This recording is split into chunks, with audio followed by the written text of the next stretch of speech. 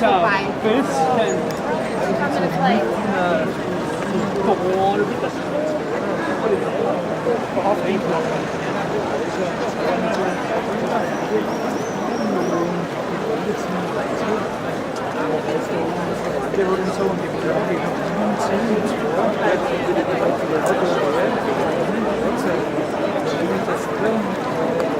Hallo. Angefa. Hallo.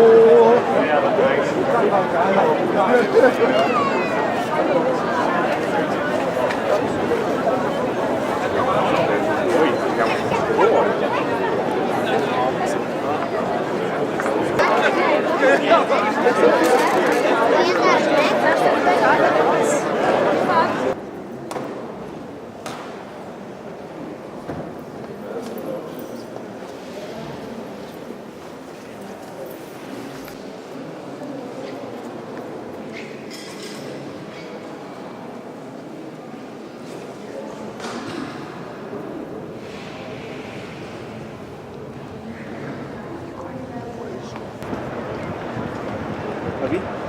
Ja. Moet je uit de Ik ben У нас было полминуты счастья. Ну да.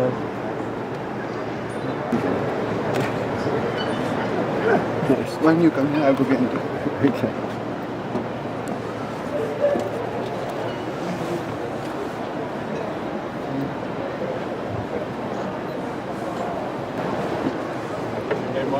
What? No? No, too hard. Made it all the way around. Oh, well, I was like For you. It's nice views though. Yeah. It's from the other side. We were on the last one. Oh, so you took pictures of the last one? Yeah. You just killed lots. Yeah, I just haven't seen that way.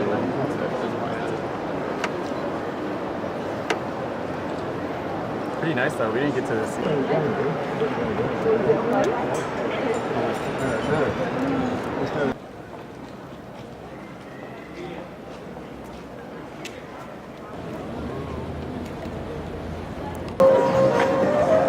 We just walked down that way.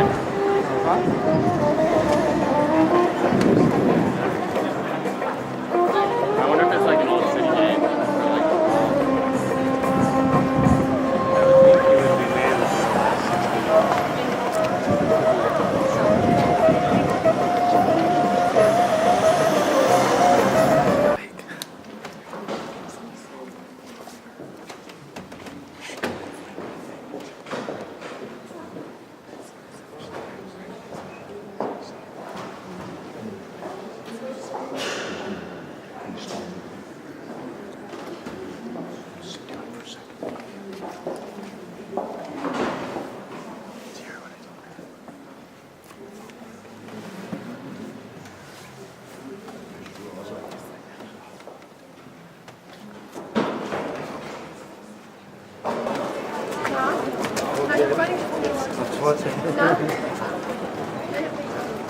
If you get below it, close.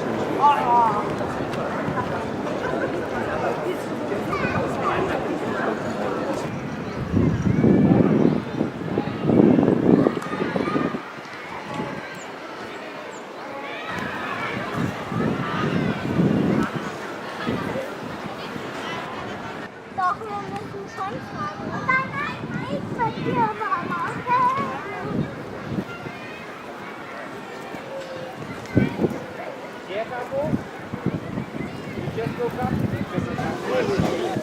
Now they have various divisions of the SS. The division that ran the concentration camps was known as the Dresden.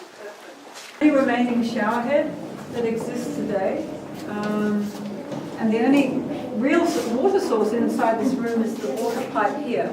Now, if this had been used, they would have heard it in 150 victims. Now we've got.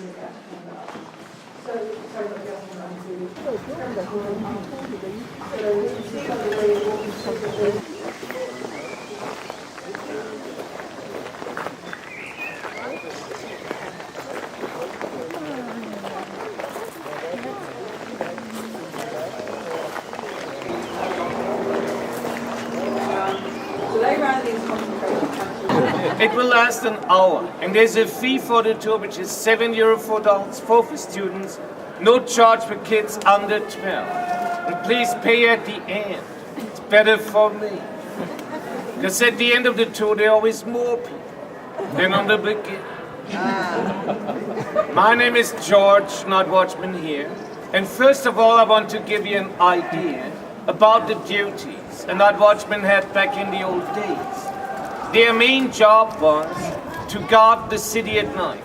They were out in the streets like police, taking care of the city when all the others were sleeping. And sure, that was dangerous, because all the good people were at home at night. Those who were still out in the streets were the drunken folks and thieves, maybe even enemies. That's why it was dangerous, and night watchmen had to carry this kind of weapon. It's called a hellbar. One can do a lot of things with it. It's for multiple use. It was a short battle, because as weak as the enemy were, they got a lot of big cannons.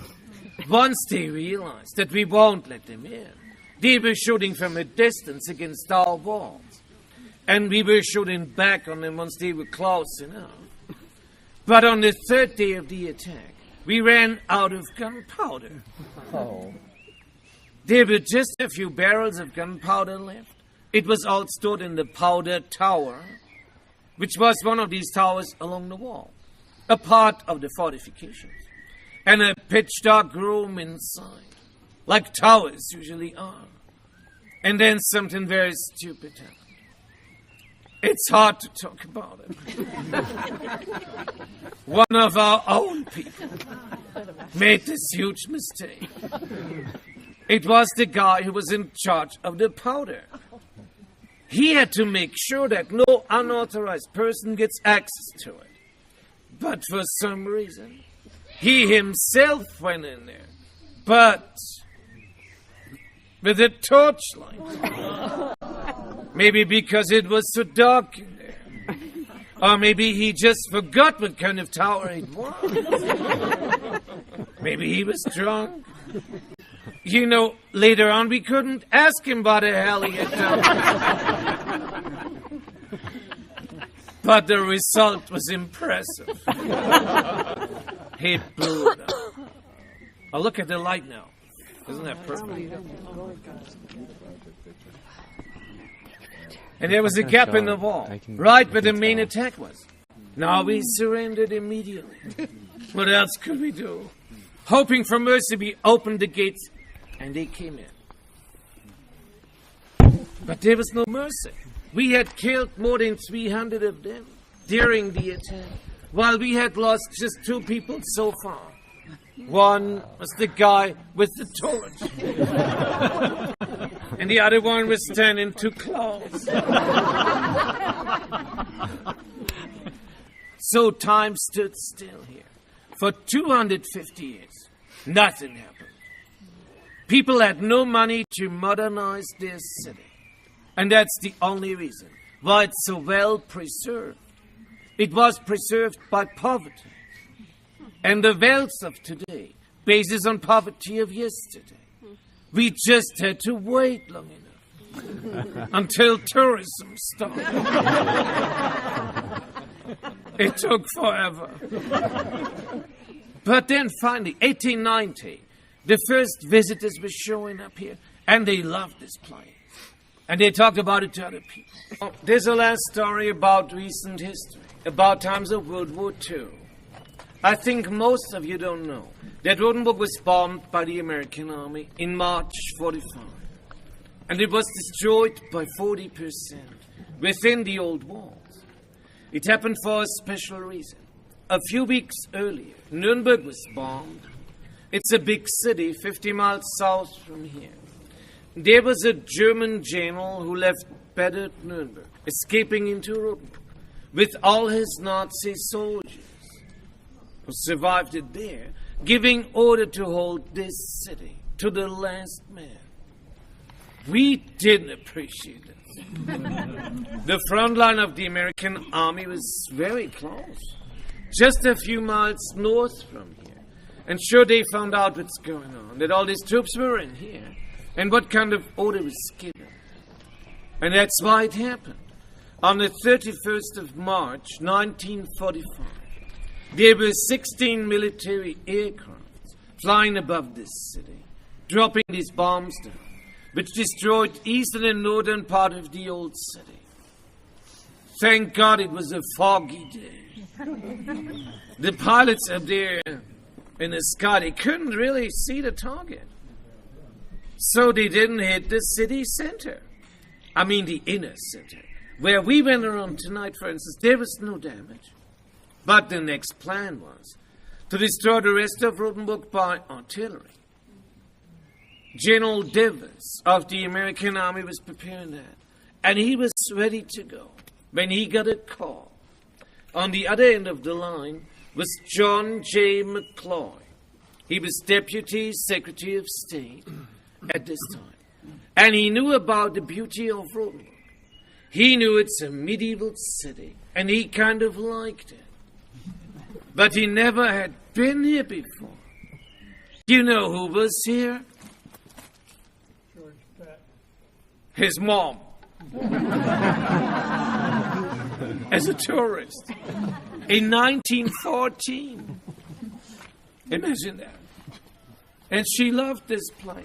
She took a painting of Rothenberg back home to New York. It was on the walls of his parents' home. He grew up with that painting. And he loved the stories his mother told him about this medieval city.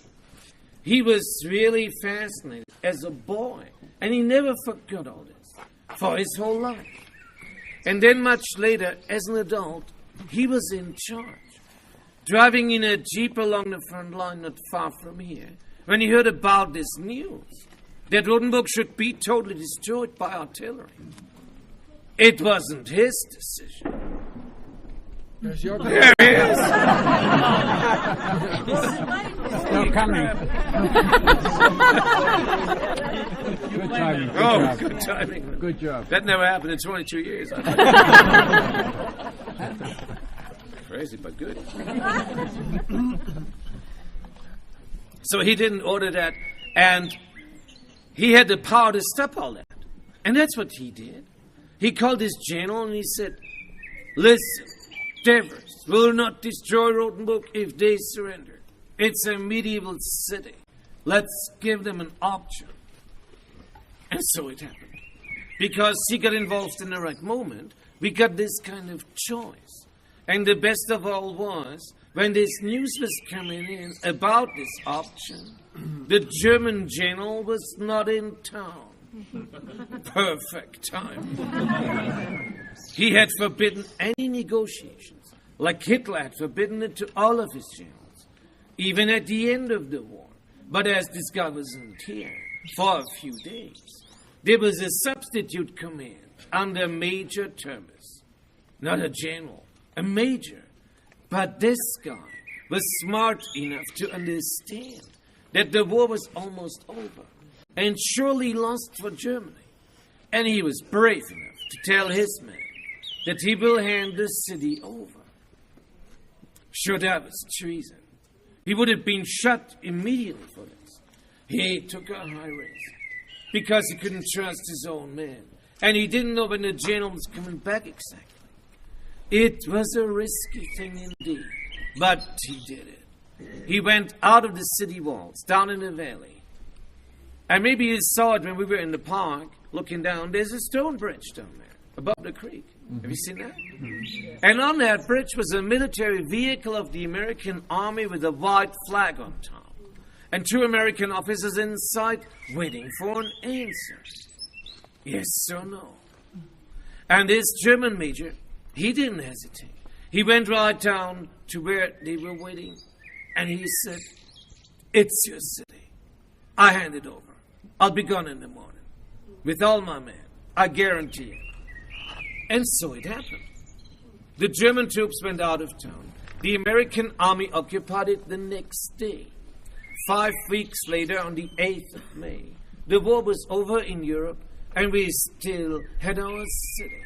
We lost a part of it, but not the heart of it. because of this too. An American and a German, they both saved Rothenberg from total destruction. Then the war was over. But we still had a problem. Not such a serious problem, like to be or not to be. But there was no money to reconstruct the destroyed part. You know, we lost that war. This was a bankrupt country. But people in this city here had a good idea. And you know, that's what you should have when you don't have any money. A good idea. That's how I became a night watchman. That's true.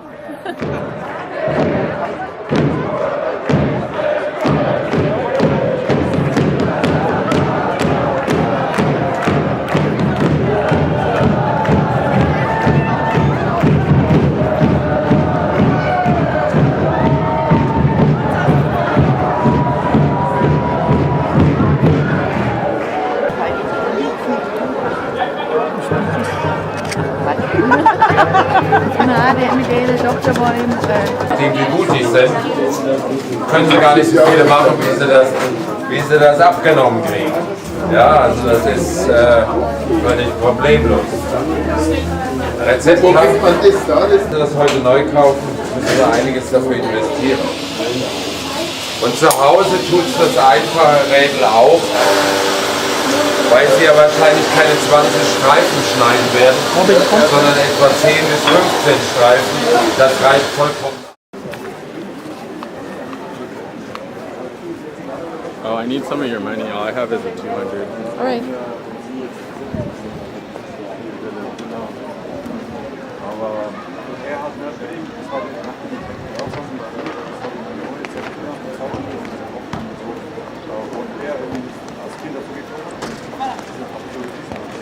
Air raids during the Second World War, and only the middle part in the middle section here survived. The rest had to be rebuilt. The architect who had built the town is an eagle with the head of an emperor. You can find it on this side. In the middle you can see the imperial eagle, justice and wisdom, yeah, represent the figures beside. And here you can see it was the southern entrance, and the castle had also a northern entrance. The watchout tower is dark tower over there. Up there they had the guards and watched out for fire. Of the castle when the emperor was away. Mostly it wasn't there. But this castle burned down. It was standing here in between many old music instruments. Also quite precious ones. Yeah, from here you can look down dry mode, because we are here on top of a hill and the water would have just Trinity of Rothenberg. We have it mostly only in winter. This is a push that is called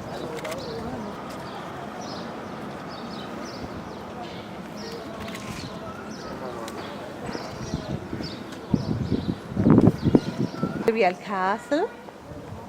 It was built 800 years ago in the Roman period, and these patches are original ones here. This side, built in the Roman style. Very typical are here these balconies, usually at the first floor of the house, and if such a courtyard looked like, you can see when you go inside. 70, and below the Gothic windows you can see the scenes of the life of Mary. Annunciation here and here the birth. That's the Church of Saint Sebald, or patron saint. But that's what artists usually do. They are more sensible and their art. One left. Tenors that produced a very soft and fashionable leather, made for book covers or used also for gloves, for example. And the tenors, they needed water, a lot of water. That's why they live close to the river. We are now coming to the wine storage. You can see there, built in 1450. At the beginning, it was also used to cure people. Then it was a wine storage, and now it's a home for students. And the tower and the bridges belong to the inner city wall. Advantage of this situation, and they made the river broader. You see on the right side, there is a tunnel. This tunnel they built after war. So now the riverbed is much broader.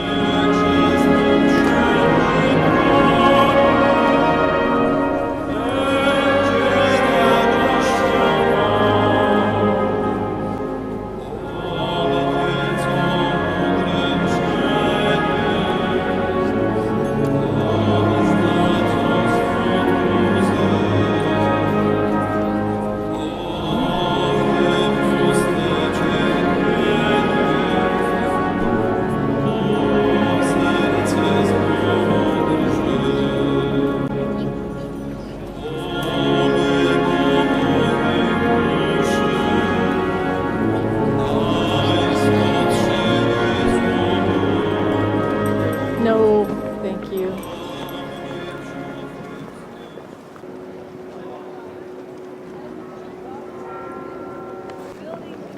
No, I think it's a Catholic church one.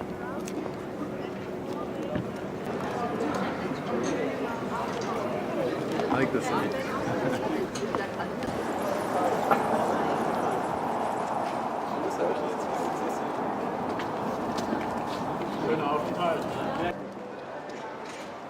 The very last figure, or the very first one is. I